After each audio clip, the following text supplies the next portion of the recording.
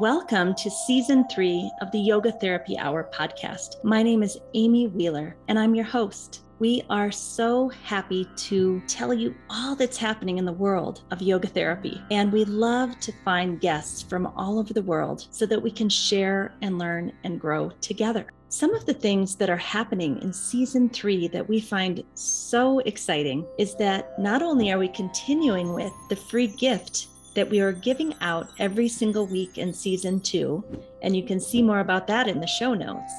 But now we are adding a YouTube channel, and you can see all of these podcasts on video. The YouTube channel is called Optimal State with Amy Wheeler. Some people like to watch video. Maybe you want to use it for one of your trainings. These videos on YouTube will be there for you to use for free. We would love your support. We have opened up a Patreon page that is going to help the podcast flourish and grow. You can help us to expand and grow and create more content for you. And we'd love for you to visit the Patreon page, which is called Optimal State and Yoga Therapy Hour podcast. So let's go into our guest today, and please nourish yourself, take time for yourself, and really relax into listening to the podcast. Welcome. Today's interview is with someone I have long admired and was looking forward to meeting today, and it proved to be everything that I had imagined and hoped.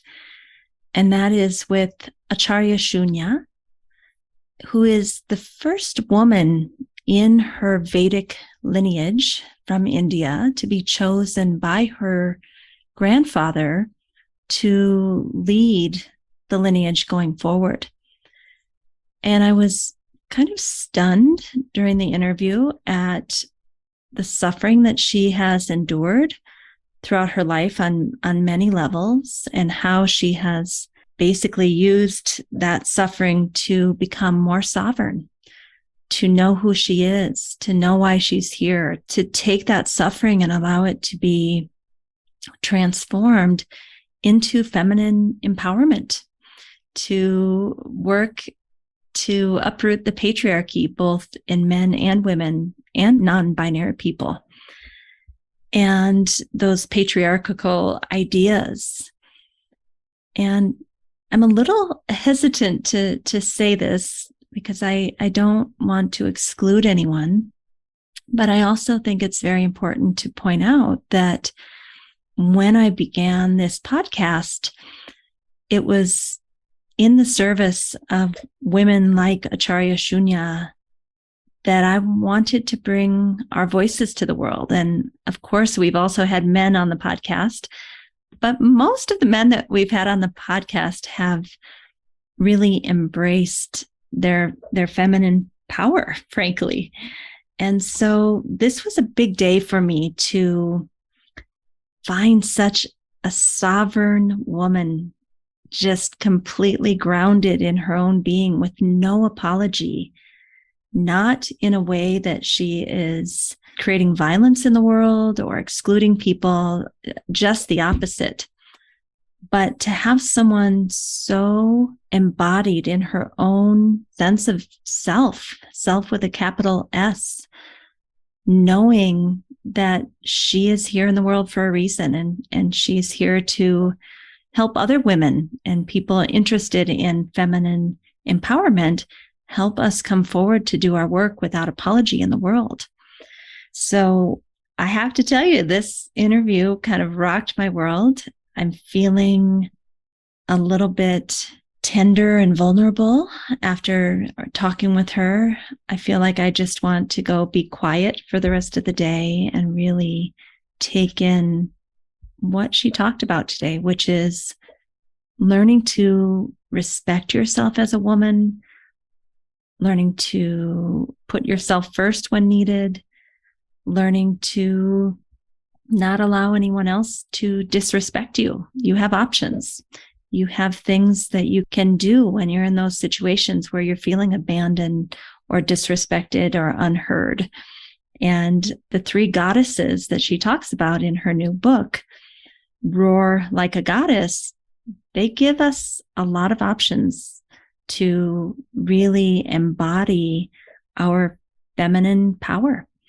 So I introduce you to this amazing woman who has really suffered in this life and is now showing us how to come forth and be completely true to ourselves, showing us how to not abandon ourselves.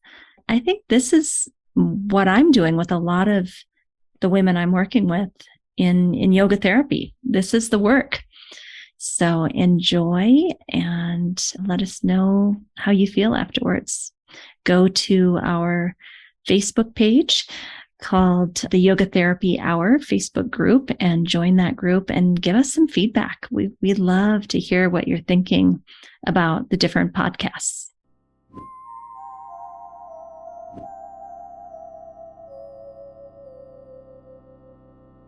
I am just feeling so grateful for this opportunity to meet Acharya Shunya and also introduce her to any listeners who maybe haven't read her books or taken her classes. So welcome, Acharya Shunya. It's so nice to have you here.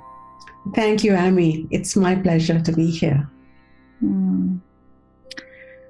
I wanted to start with just a short, I guess you'd call it a poem that I cherish out of your book called The Sovereign Self, Claim Your Inner Joy and Freedom with the Empowering Wisdom of the Vedas, Upanishads, and Bhagavad Gita, which came out a couple of years ago. And I think you took many, many years to condense these ideas and then 3 years to write the book, I understand. Yes. So these words just touched me. I actually put them on a picture and framed it, and I have it on my wall. I remember I am made of the tapestry of God. I shine from the same light the stars shine forth.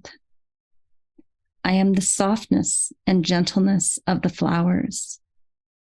I am the peace that abounds in the morning dawn. I wish to be one with the divine. I seek restfulness in my own self.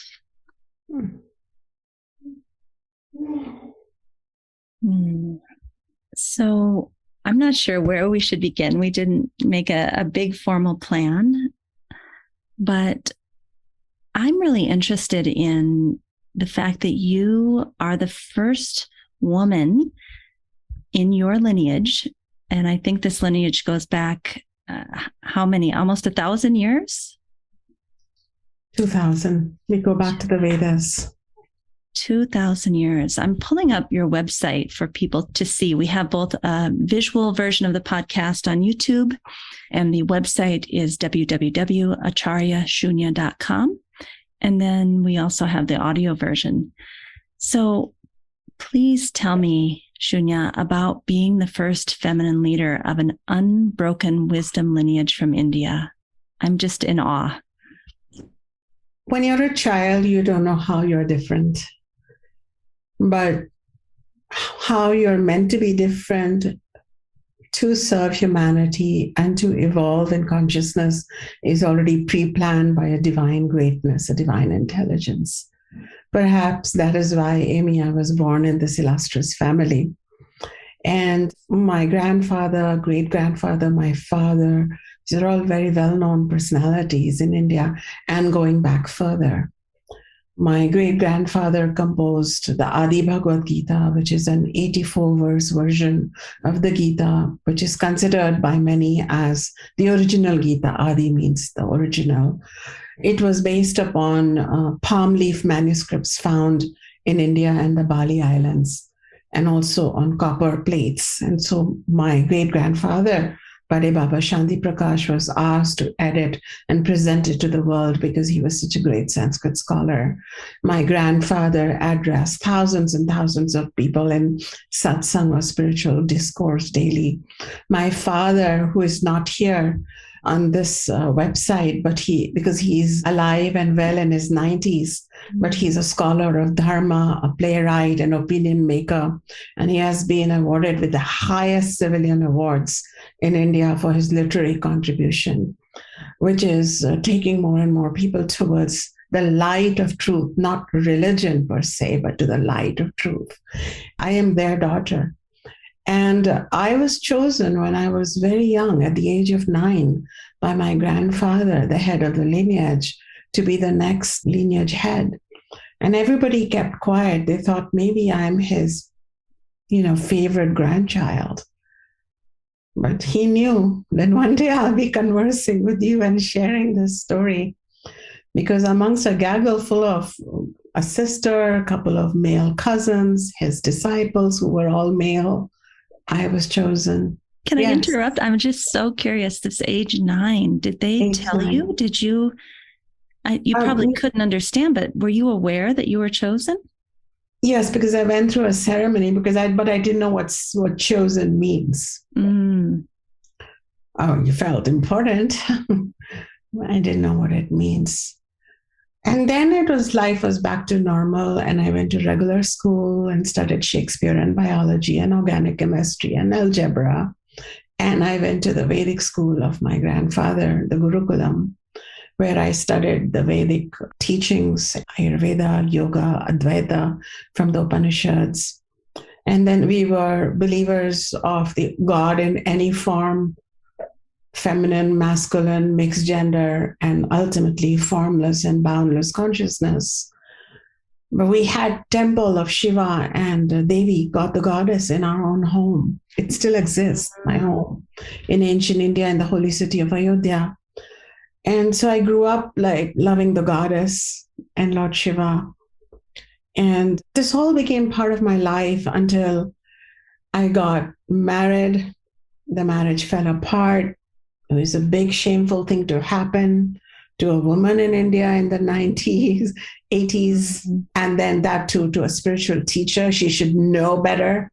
She should somehow be above all issues and walk on air and somehow sort it all out. And so it was almost a question mark on my spiritual integrity, on my ability. If I can't hold a man, can I really hold the knowledge? Can I achieve mukti or moksha, liberation? Question mark. And that's when Baba's teachings, I call my teacher Baba, which means loving word, which means grandfather plus elder. Baba's teachings, which were up till now like seeds, it was really, Amy, in the darkness that followed, where everybody questioned my integrity, my authority, my capacity, that those seeds became that tall tree that I am today. I bend with the winds, but I cannot be uprooted anymore. My presence cannot be questioned anymore. And that is why I feel like my darkness birthed me as much as my light. The lineage was like a soil, and then I grew out of it. And how old were you when you went through this difficult time? I was in my early to mid 20s. Yeah. Because I had heard that from about 24 to 40, you sat and listened. You didn't really go out and do a lot of teaching and gather all these students, that you really were internally focused. Is that accurate? Yes, it was, because through the difficulties of my marriage, which took away my self-confidence, and then unlike in the West, where you just have a clear divorce and you're done, as an Indian woman, I didn't know what are my imperatives, what are my options. And so I was in this clouded state of I'm not in the marriage, but I am in the marriage. And so that's when I went back to my learning, back to meditation, back to finding my voice. And thereafter, once even I was I was not in that relationship. I was without a relationship. Then I found my current partner, who's my best friend and supporter of my work and a co-teacher with me because he teaches Ayurvedic cooking, Chef Sanjay.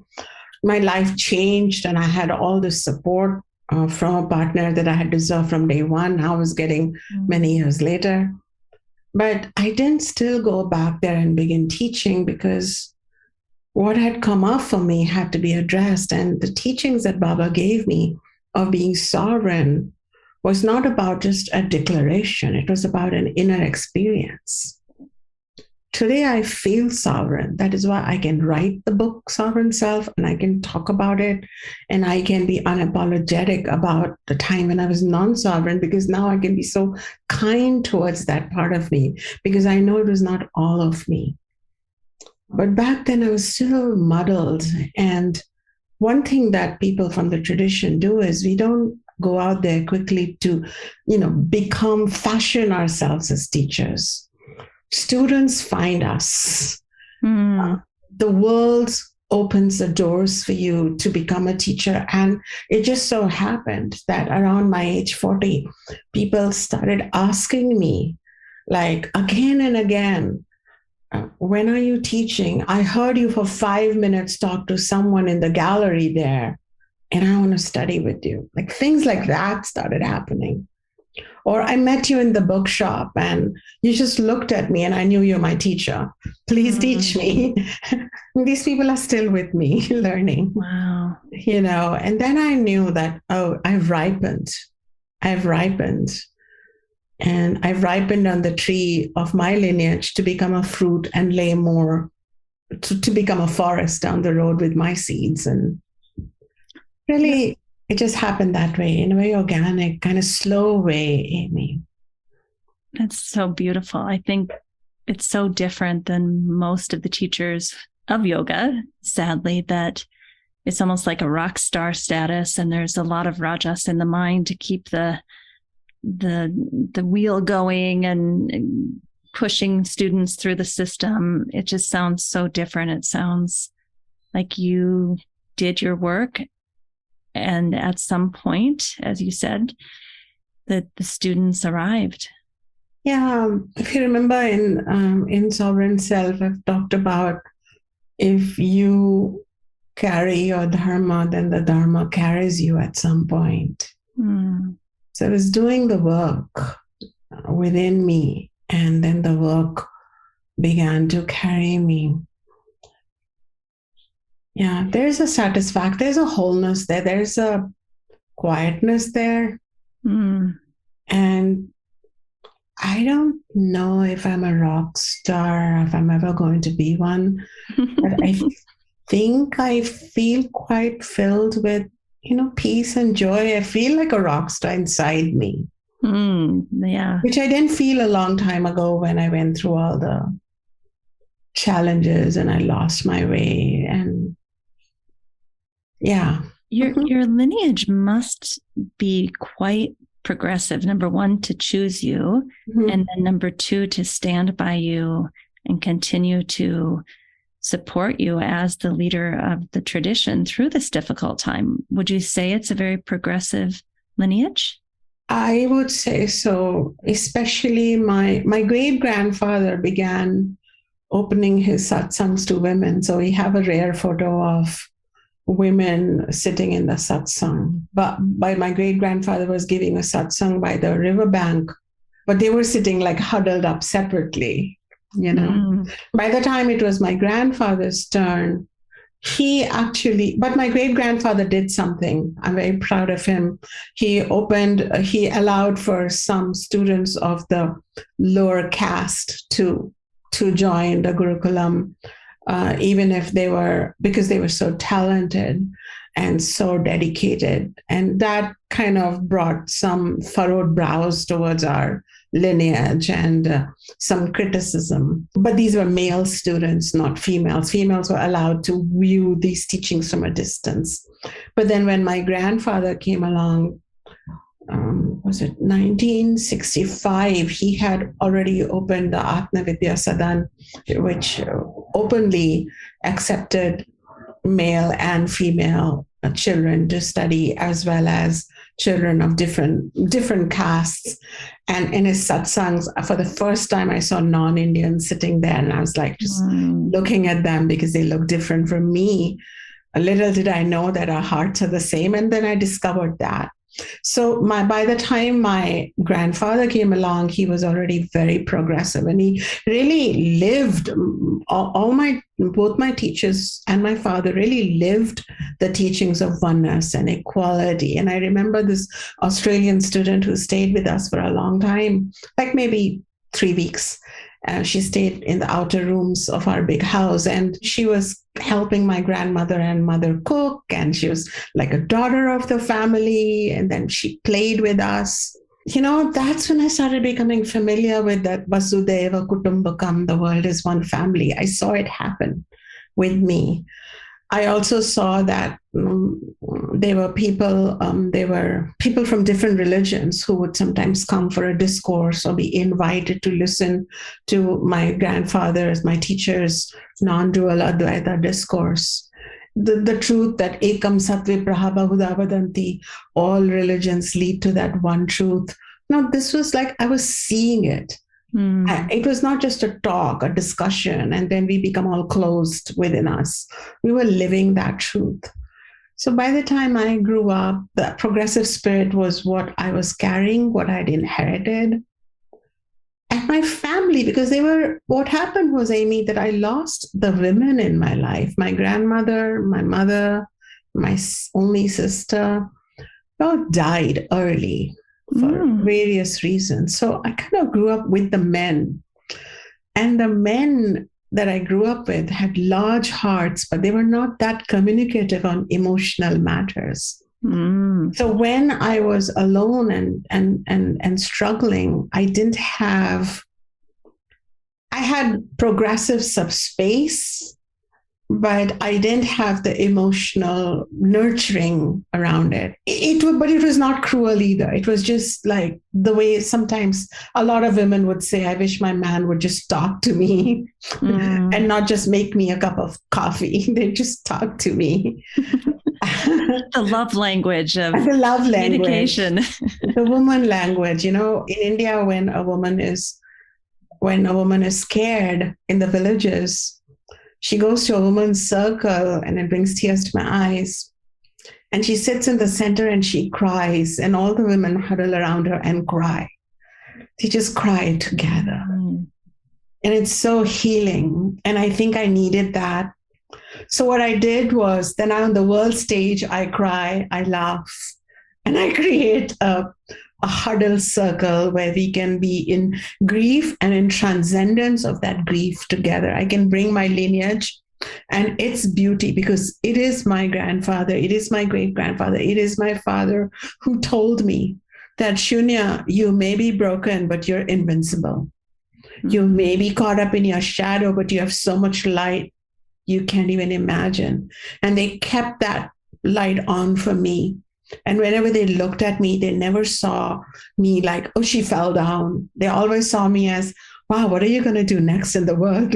And that, because you can write your own script, because this pain has not happened to you. It has happened for you. These difficult circumstances are beautifully orchestrated by you yourself to shine over them. And I'm glad they did that. And then I brought my feminine nature to it. And now I'm that unique teacher, which is partly masculine, partly with my knowledge, and feminine in my expression.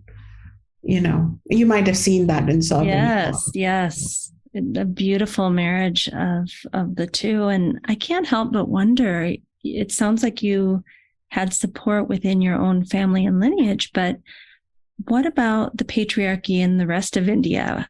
How did they accept or not accept your light shining so brightly? They rejected me. And even the distant relative network rejected me, because mine was probably the first marriage in my family that had not worked out in thousands of years. And India in general, marriages work out, or they are made to work out. And I was the change bearer in my lineage, in my community. And so we tend to look towards being told, we don't want rejection. We don't want to be told that. And we want to be supported. And I didn't get that language. So that's what became the fodder for me to not only accept myself radically and seek permission for who I am, not from people, but from my own ancient yogic Vedic scriptures, which are so progressive. Right. And that's why, as you know, I have now written, and it's about to be released, my latest, newest book, Roar Like a Goddess. It's all about how to deal not only with patriarchy outside us, but any internalized patriarchy in the form of self-limiting beliefs or internalized shame, internalized tendency to apologize and explain too much. Because I found that patriarchy is a demon that doesn't live just in India. It lives worldwide. And it's not just a feudal experience or phenomena. It's found in the most modern cutting edge corridors of technology and media and everywhere. And then I wrote a book about, it begins with, what's the woman's voice? Is it seductive? Is it manipulative? Because they are often told we're seductive or manipulative. Are we nags? Do we over explain ourselves, or do we just roar with conviction and courage? And we let the forest know we're here. So a feminine empowerment. A feminine empowerment book from a feminine feminist role models, which are Durga, Lakshmi, Saraswati.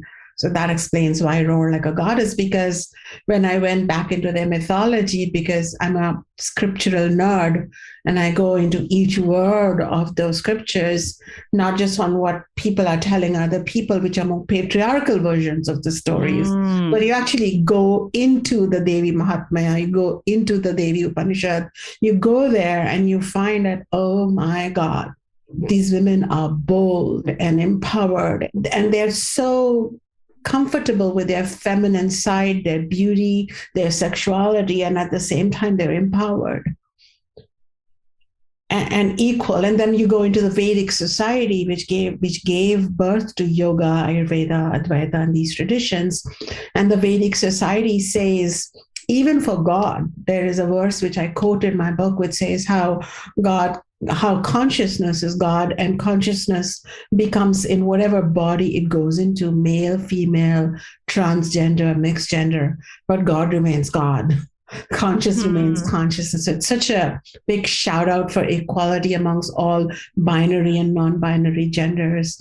It talks about Ardhanarishwara, the God, which is half male, half female, Shiva Shakti combined. It talks about how women should lead armies, how women should navigate ships, how women should become either spiritual teachers or become domestic goddesses, or be a blend of both. So we have all those permissions right there. And then I remember people emailing me even until recently, well, you're a woman, how come you teach Vedas?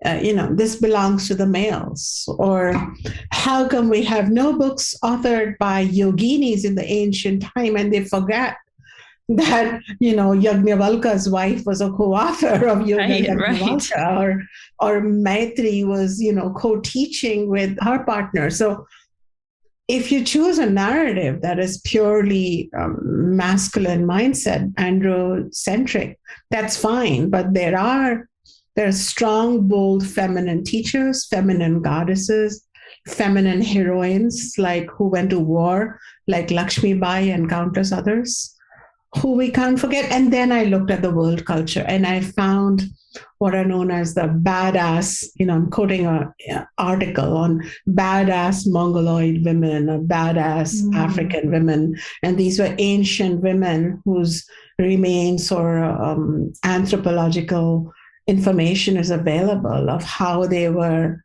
as powerful as men until recently. So then I even talk about our American heroines and how, whether it was Civil War or whether it was standing up against racism, how we've had legendary teachers here. So Roar Like a Goddess became me finding my huddle circle worldwide, beyond India and beyond, and then not just grieving, but then having this mischievous last laugh. Well, it's not your last laugh, but it's a wonderful thought, and I'm really contemplating. I think the patriarchy has been so strong that it's only natural that most of us have internalized misogyny, and we don't even know that. Like, that's a blind spot to us.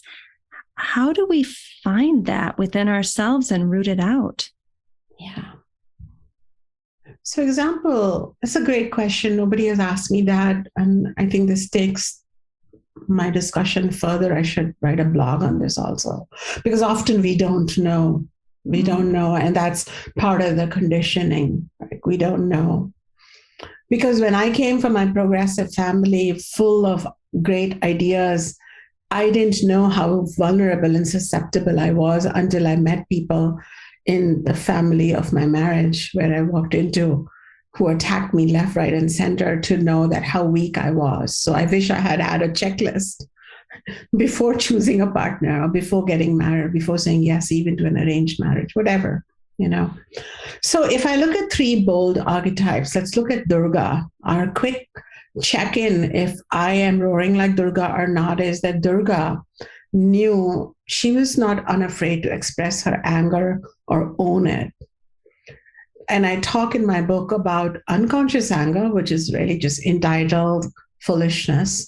But then I talk about conscious anger, which we must experience if we've been violated. And I talk about different boundaries and when it's appropriate, and how the goddess showed that she was really conscious of her boundaries and her clarity. And then I also talk about super conscious anger, which is when your conscious anger takes on a new turn for the whole world. Like you got, like the Me Too movement, like you got to be angry, not just for you. You got to share, not just for you, but now the whole planet depends on you for being open and transparent. So I feel like super conscious anger allowed me to write this book and to be vulnerable and talk about my own pain and talk about where I felt like I had internalized self-rejection because others were rejecting me. Right. But it's the anger, because it's anger that makes us change things. Like, when we get angry with how we're eating, that we get onto a new diet plan. Yeah. When we get angry with our own body, that we start doing asanas, we get on the mat, When we're angry with our own anxieties, when we start deep breathing. So anger is like an energy changer, a shifter. And so anger is important, and anger is a protective emotion. But so many religions allow men to be angry. But if a woman is angry, she's called a bitch, a hag, and all those names that they don't come to me, but I've written about them in my book. I've quoted some other author who's gone into details about the woman's anger. So Black people can be angry. If they're angry, they're dangerous, they're bad, they're illegal. It's illegal. Women can be angry, because then an angry woman is not a woman to begin with. Her fertility, her sexuality, her charm can be questions. If you're a spiritual teacher, you can't be angry because you've lost you're nuts. You're crazy. You should be just peaceful, oming away all the time. Period. That's what I wanted to ask you. I think so many of our listeners are teachers of yoga, Ayurveda. There's almost, after I've had a bout of anger with my faculty or with a student, I have this shame and guilt, like, oh my gosh, I shouldn't have anger. I should be above that. How would you work with me to help me understand that that's okay to protect myself? If we look at the Indian gods and goddesses, like which the yogic teacher, like Shiva or Shakti, and all these teachers, they have their mudras of Abhaya mudra, which is where I'm holding my hand in fear not mudra, like, don't worry, or the giving mudra, what you ask, you shall receive. But in the background, they have a snake wrapped around them, or they're holding a lasso, or they're holding a spear, or, because that's in the background. So it's the deity is a perfect meditation on how we should be. We should, by first nature, be soft and peaceful and kind of adaptable. And also there is a dharma, which I talk about in my book, Sovereign Self, accommodative, Shanti, Kshanti. Not only Shanti, peace, but Shanti. Like, people are silly and goofy and ignorant, so we shouldn't get irritable and we should accommodate them most of the time. But if they are violating dharma, for you, your loved ones, your dependees, or for the planet, or for nature, or for the animals and trees who can't protect themselves, then you have to experience your anger. And then you have to let that anger inform you, not to become violence, because violence is a high level choice that if you're in the police or the army, you have to take it, but at least your anger should allow you to speak differently, straightforward manner, address the situation. And you should allow your anger to even, allow some change in your usual manner of speaking. So if I were to speak to a student and say, that's really nice, that's wonderful, but if I feel like they're violating dharma, then I have to be able to experience my anger. Otherwise, I'm not in touch with reality. I'm bypassing. And then I have to allow that anger to say, excuse me, when you did that, I said that's okay, but now on second thoughts, that's not okay. And I'd like to discuss this. Otherwise, you need to leave my kula now. That's that. Because I'm protecting all the other people, my other students, or whatever, Yes, I love it. So Durga gives us the permission to experience a divine rage. It's happening for a reason. And if you're a woman, or you're a feminine gender identified being, or if you're a person of a color that is not mainstream, or you're in a society that is not safe, then you need to especially value your rage. You don't let anybody take it away from you, and ask it what it's telling you, and remember that Durga represents that divine rage that becomes an agent for conscious change. And then Lakshmi represents, you've seen Lakshmi, she's holding dollars and money. So she represents wealth. But then I kept thinking about it, and actually she represents the ultimate wealth comes from self-respect and from self-value. And for that, I went into her mythology, which is rarely talked about. She's always shown as a spouse of Vishnu, as a divine mother, divine father. But if you go deeper into the mythology, you find out that, prior to meeting Vishnu, she has lived in different situations. And once she was living in the heavens. And she was behind the scene goddess making heaven, like really a beautiful place to be at, with wealth and prosperity and eternal spring. But then Indra, the king of gods, he did something that she felt was disrespectful to her. He tossed away a garland of flowers, and she lives in every petal. So she felt tossed. And unlike us women who get tossed and then stay around to be tossed again or tossed again, once was enough for her, because she's a goddess. So she channeled rage, and then she left. So she made some difference. And when she left, all of spring went away from the heavens. People lost their health, their vitality, their happiness, because Lakshmi is not there. It's only when they churned the ocean that she returned and she saw Vishnu. And among a host of eyes that were looking at her saying, hopefully Lakshmi will come to us and we'll become wealthy, only Vishnu, the masculine deity, looked at her, and his eyes represented pure love. No need, no possessiveness, no greed, no emptiness that she was going to fill, just wholeness. Wholeness met wholeness. And she put a garland on him, and they became together forever. But Lakshmi could not have achieved this status as divine mother and, be with her ultimate love, who was her equal, if she had not chosen to self-value herself. So this legend, I've known this for many years, and somewhere it has allowed me, Amy, to change agreements, change situations. People, we get comfortable in situations. I change them. It's like, I'm not comfortable. I'm not finding the self-respect and the self-value. And I don't do it impulsively. Because I'm a yogic, I'm a yogini, so I won't do it impulsively. I'll give it many months of conscious consideration. And then in a super conscious moment, I will get up and change all the agreements, period. People will blame me, complain, bewail. It's over. It's over. New situations, greater self-value, new friends, new partnerships. And I know that I've not done anything wrong because my dharma spine gets stronger because of it. So I'm resonating with this so clearly. Yeah. It's time we women had this conversation. And guess what happened in India in my first marriage? I was told to smile like Lakshmi, to give children like Lakshmi, to cook food like Lakshmi, to sweep the house like Lakshmi, because Lakshmi is the giver of gifts to all these entitled patriarchal people. Just give gifts, keep smiling, keep pretending that you are this glamorous goddess who can just be sexual and domesticated at the same time, and be the house help on the side too. When without giving her the dignity that she deserves. Yes. So I brought, I talk about these kind of legends, really, that were less exposed, but they are there.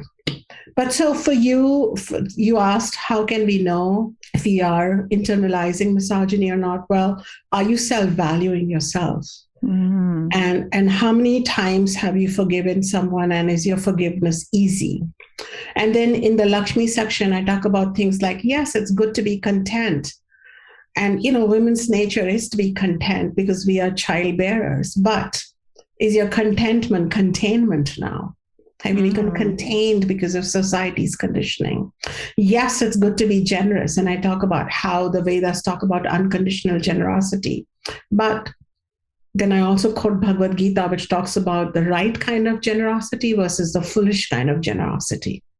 And so I quote, the types of generosity so that we can do a checklist of, wait, this is not generosity. This is rescuing behavior. This is codependence. This is being taken advantage of. Taken advantage of. And finally, with Saraswati, she is often shown as a goddess sitting, playing her lute, a musical instrument known as Veena. And she's always wearing white, which represents sattva or purity, which is all fine. And she's sitting on a white swan or a white lotus. And she always gives such serenity. And she is the Mahayogini. She's the goddess of the Veda. She's the goddess of speech. She's the goddess of higher intelligence. And she's a goddess that you and I were dependent on her for our everyday dharma of being teachers, podcasters, women of knowledge. But then I went into her mythology. And here's what I found, Amy. I was shocked. I found that once when she was out and about in goddess land, awakening people, her partner, Brahma, had organized a fire ritual and she was delayed. And in the Indian mythology or Indian culture, you can't, if you're married, you can't really do the ritual without your partner being with you. So Indra, the king of gods, who's kind of like an ambitious, opinionated person who just gives his advice unsolicited, said, why don't you just replace her with another goddess? They're all the same. Like a woman is objectified, change this body with another body. And Brahma didn't do that as yet, but at least he listened to this advice, and Saraswati walked in with people talking about how she can just be replaced by another body.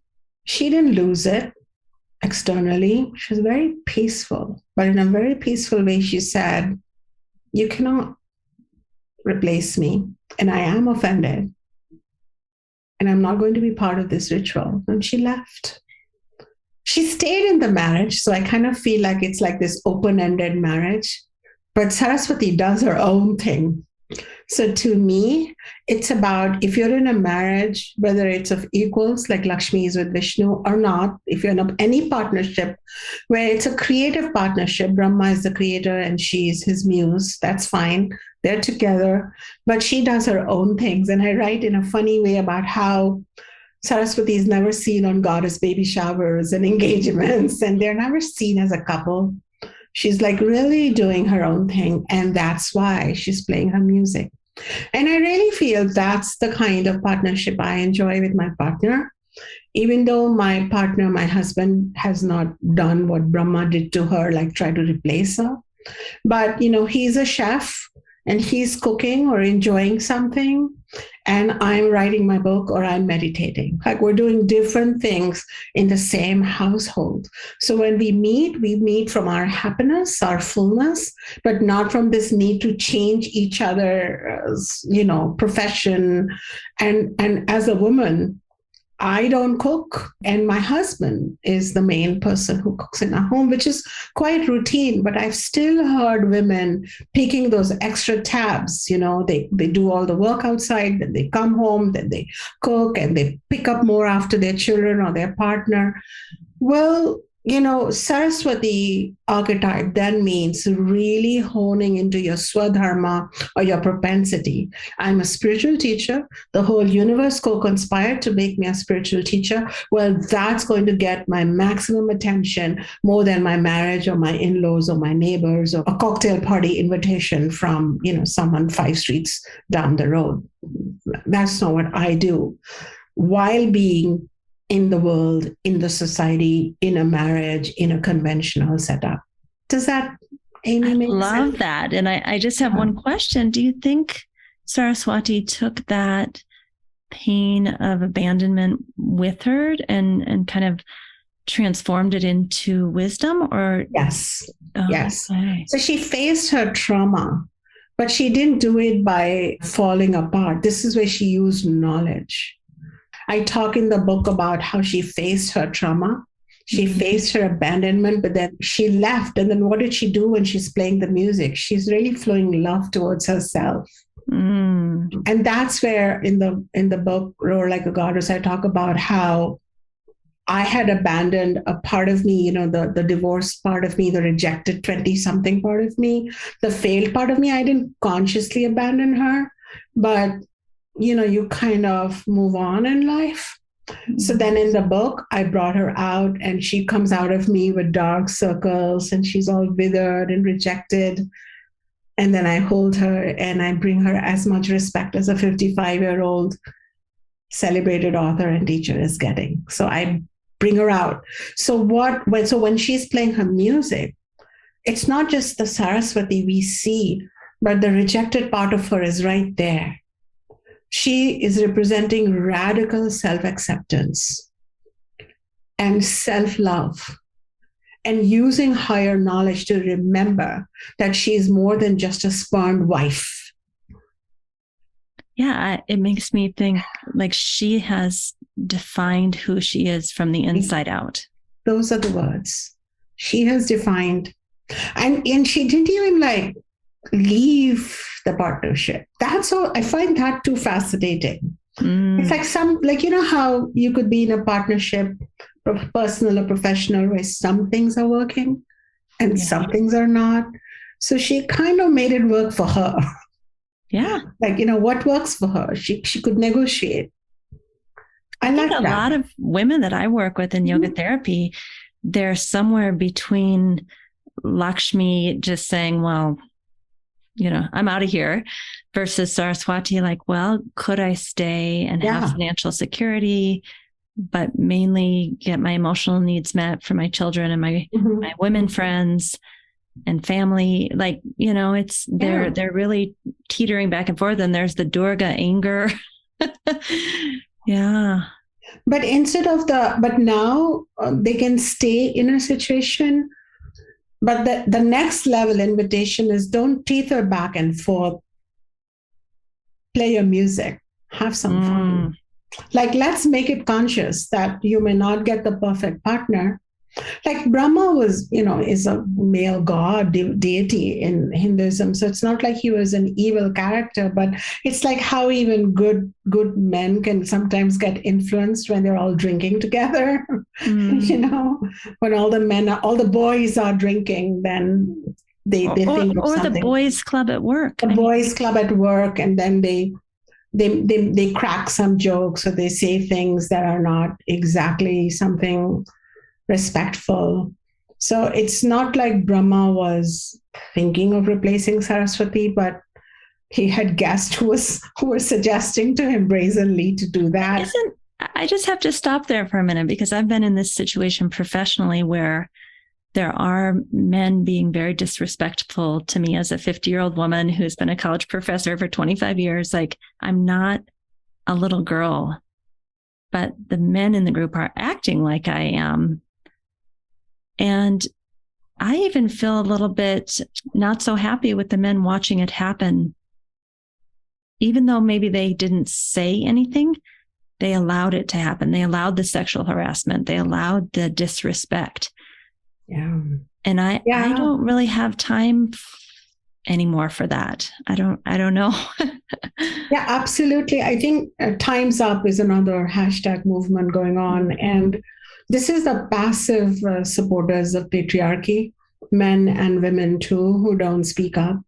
Right. And if I had not brought in the term patriarchy, if I had just kept it about the goddesses and how it's an invitation and let's all just come around and sing, maybe this book can be even more popular. But I just couldn't be that passive person anymore saying this doesn't exist. And I didn't want to pretend like I've not gone through it. And I appreciate you being honest about how you've been, we've all been, dealing with it. I saw an interview of the former CEO of Pepsi, and I'm forgetting her name, an Indian woman. And I can't believe I'm forgetting her name, but she's very famous. And she was talking about how she's a CEO of Pepsi, and she's coming back at 2 a.m. at night. And her own mother is at home. Her mother, not her mother-in-law, calls her to say, while you're coming, when are you going to be home? Like as if she's wasting her time. And then the kids need you, blah, blah, blah. And when you're on your way home, pick up a can of milk. While her husband is at home, sleeping in the bed. So she shares about how her work was not taken seriously. Her stress was not taken seriously. And she had to fill the need for that can of milk while the man in the house was asleep. And her own mother was not supportive of her because her culture sees her as the provider of milk and children in the household. And to not be comfortable with such people in our lives is, I think, a goddess thing to do, or at least to note that where am I getting the support? Where am I not? I think we women have to change the conversation, and more talks on women leaderships and more organizations run by women and more countries headed by women would be a welcome change. And initially, these women would behave in patriarchally conditioned manner, but gradually, men and women and people of non-binary genders, we all have a connection with the divine feminine because we are all children of that divine mother. And we will all be able to flow greater wholeness, greater flexibility, and greater opportunity for everyone. So I think there's a tilting towards the masculine way of leadership, criticism, commentary, narrative, and it all needs to be a little balanced, I feel. Earlier, I used to get a little intimidated by such men in the spiritual world, and especially the monks and the ones who said, I've zipped up my genitals. Look how holy I am. Look at me. I'm celibate. Woohoo.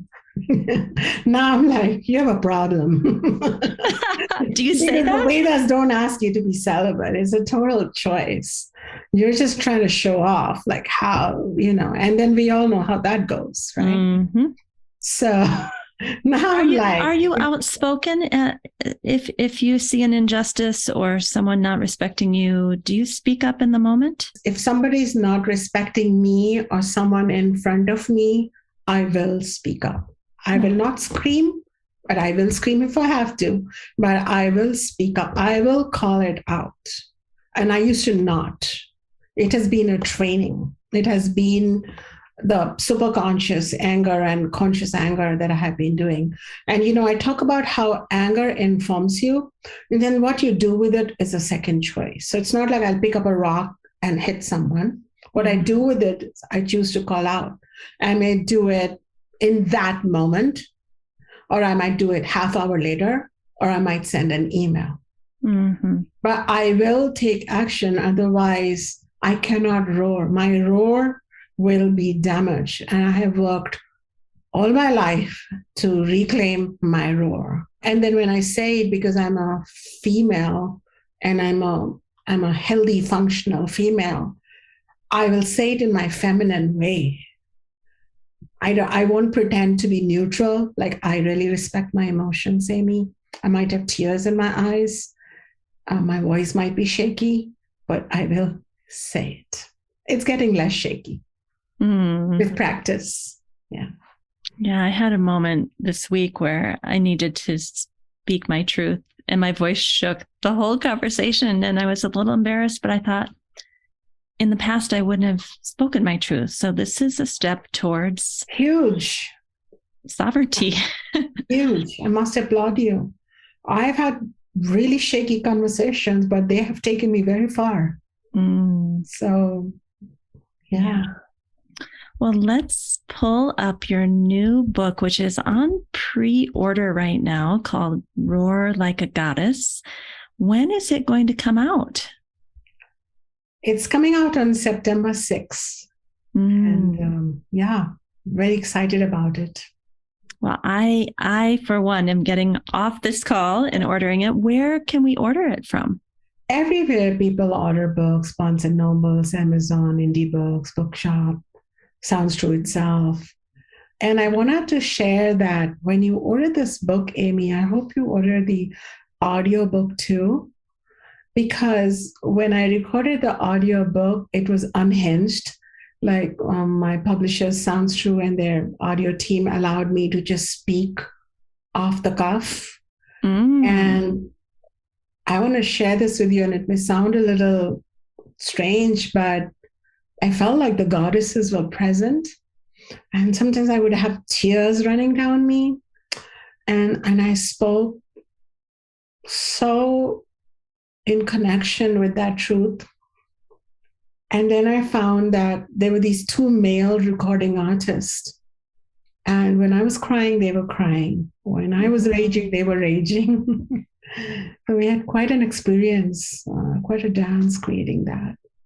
And I think the vibration of the goddesses speaking through you, the literal vibration coming out of you, penetrating each of us listeners, I actually think that is a very different experience than reading it on a page on a book.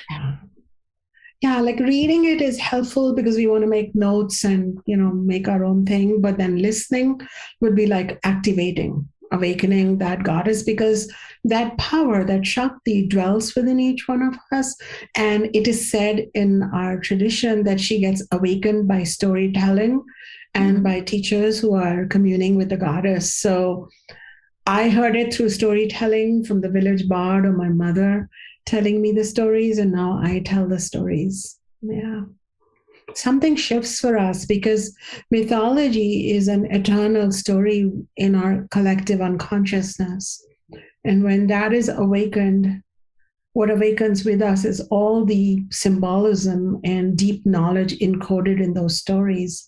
So those who have heard this podcast and heard the story of Lakshmi choosing self-respect, or Saraswati embracing all of herself and filling up her own gaps with her own soul music, and Durga not fearing her own rage, but using it as speaking power to truth, then something's going to shift in them. It happened with me. When I heard it from my teacher, from my mother, from the one village bard who used to say it very dramatically,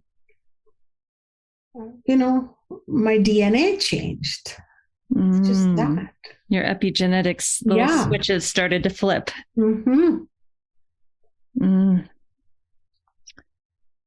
Well, the last thing I want to point out before we finish today is there's also a documentary coming out by Sounds True called Mystics Today. Can you tell us a little bit about that and when that will be out?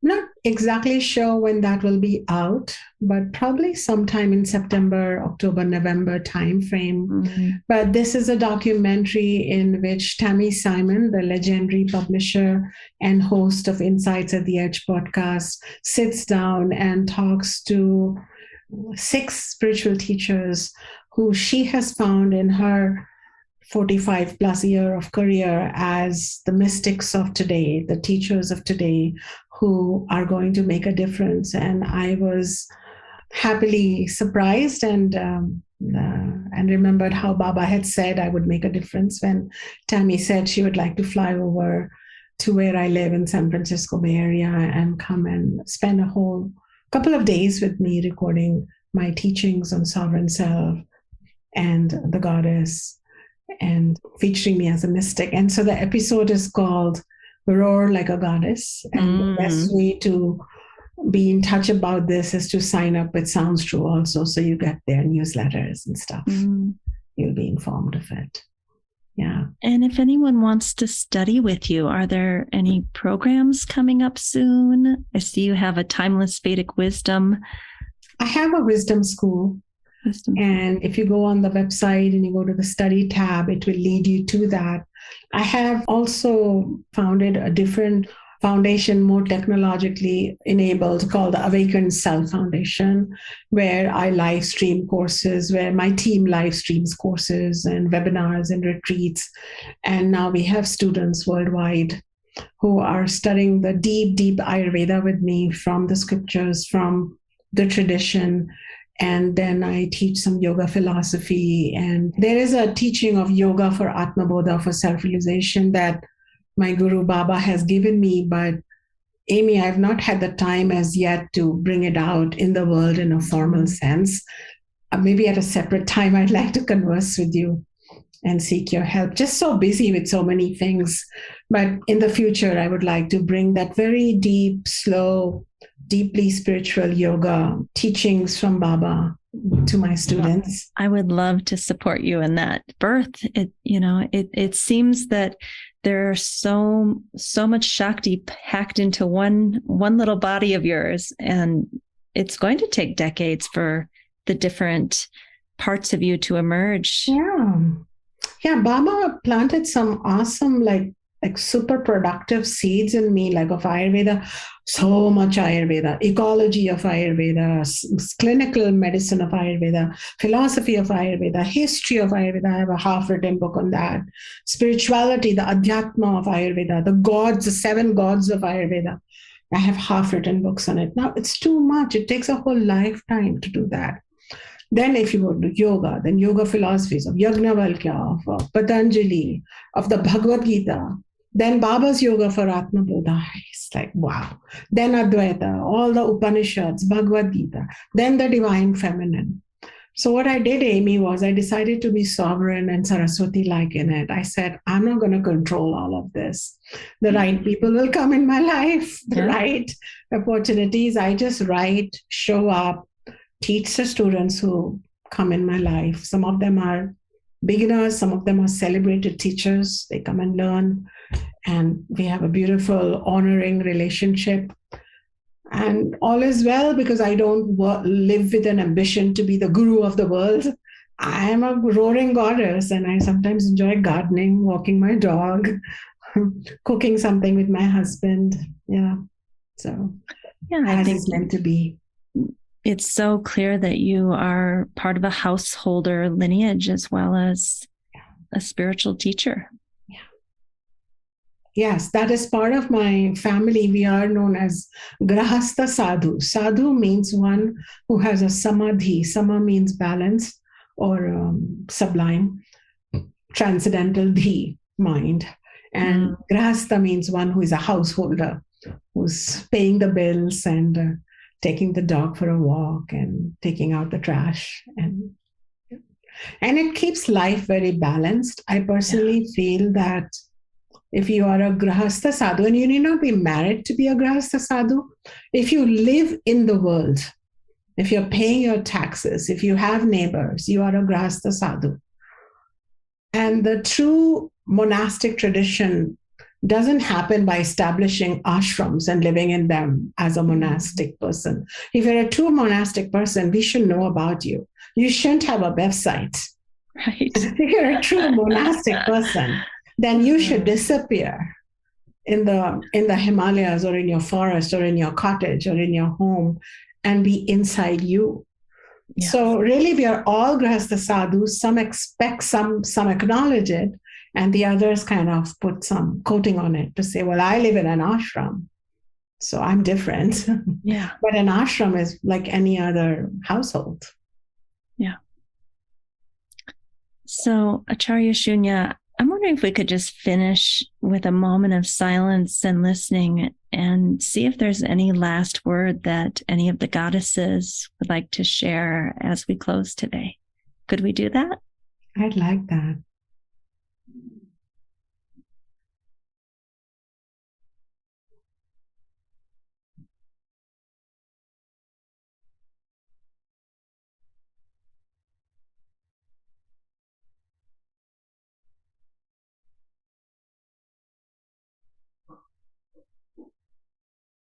Yeah, I just received the word for all the yoginis out there and all the yogis. And Durga says, do the work of forwarding these teachings, but do it with power. Do it with your soul power, your Shakti intact. Never compromise beyond a point. And when you stand erect in your Shakti, I shall come and give you more Shakti. I shall complete you. And Lakshmi says, do the work, but do it with always an eye towards self-respect and self-value. That is the surest path to abundance. Don't wear yourself out. Don't tear yourself apart.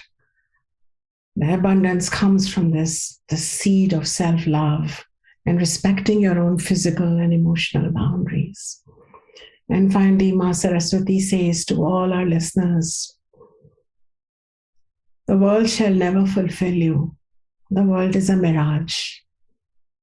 It is changing every moment. You are fulfilled inside yourself. Look within, meditate, contemplate, and remember that you are a sovereign being. And let your inner music emerge from that place.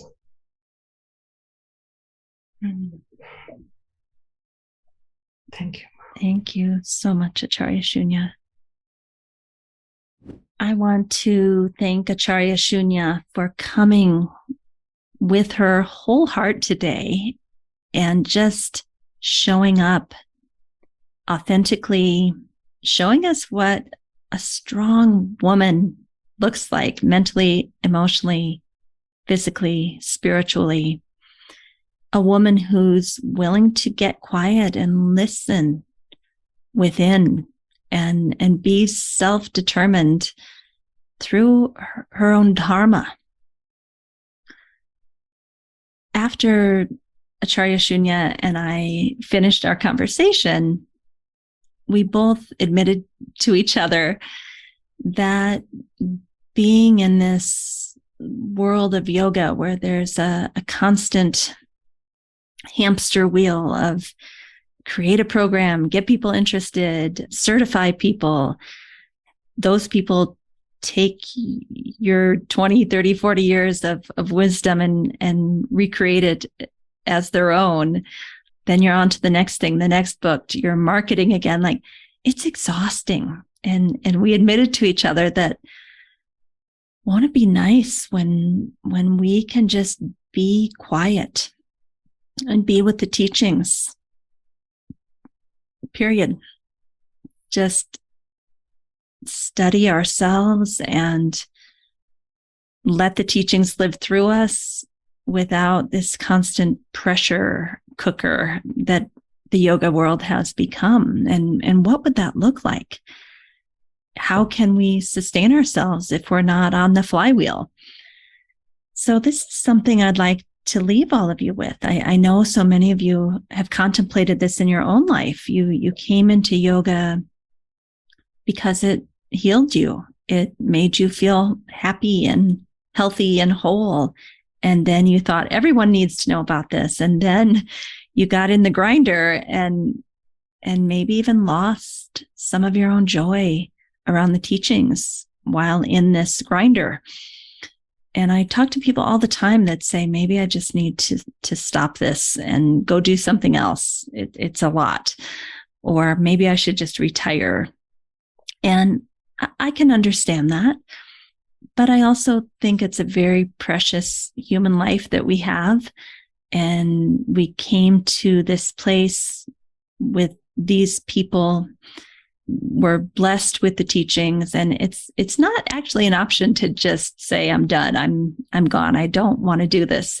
We are in some way required to pass that on through our children, through our colleagues, through the people at the grocery store or the gardeners or our loved ones. We will pass this on. It's not just going to stay inside of us, but I think we can all relate to that feeling of just wanting to go inward and starting to delink from the outside world and the rajas and tamas that creates in our mind, and really preferring a more sattvic nature.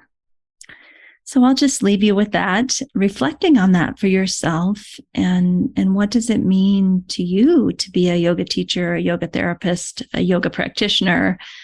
What does it mean, and can you find this balance in your life where there's enough internal focus and nourishment, and there's also this giving to the world who needs us more now than ever? Thank you for listening today.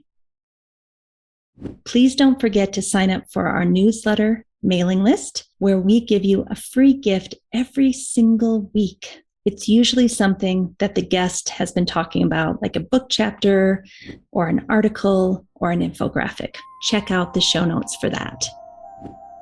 Thank you for listening today. Don't forget, we have a new YouTube channel called Optimal State with Amy Wheeler. We also have a new Patreon page where you can support us to bring you the most excellent content, and that is Optimal State and the Yoga Therapy Hour Patreon page. Also, you could write us a review on most major platforms that host podcasts. Give us 5 stars if you appreciate the show, and tell us what you love so that we can do more of that. Finally, we support several nonprofit organizations through this podcast. See the show notes to understand how you can help. If you'd like to be a guest or a sponsor for this program, contact us at the email welcome@theoptimalstate.com. welcome@theoptimalstate.com. And finally, a special thank you to our team here at Optimal State. We are truly a global family. George Mantuan, one of our executive producers. Adam Satchel, senior media producer and sound engineer from the Philippines.